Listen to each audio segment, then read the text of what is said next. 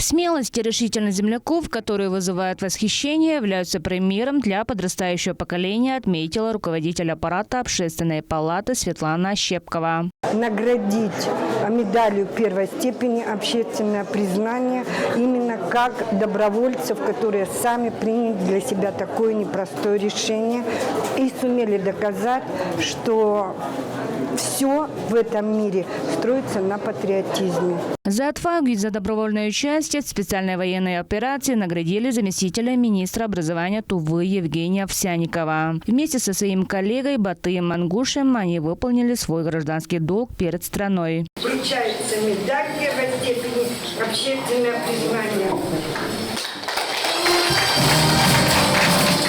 Считаю, что это правильно, что ребят отмечают, что республика видит, люди видят тот вклад, который делают добровольцы и те военнослужащие, которые сегодня выполняют задачу по специальной военной операции. Школьникам и студентам Тувы посчастливилось пожать руки героям, также пообщаться и задать интересующиеся вопросы про специальную военную операцию. Все мы знаем, что война – дело тяжелое, она очень сильно давит на психику человека.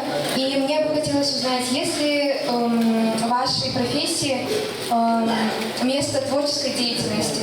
В свою очередь, герои Отечества охотно отвечали на вопросы и активно включались в диалог. Не спорим пока, что вы пока молоды, юны, но все равно вам уже пора вставать в строй. Добровольцы отмечают, что боевой дух бойца зависит во многом и от поддержки земляков. Алтынай Сая, Буян Оюн, Айдан Зенденма, Тува 24.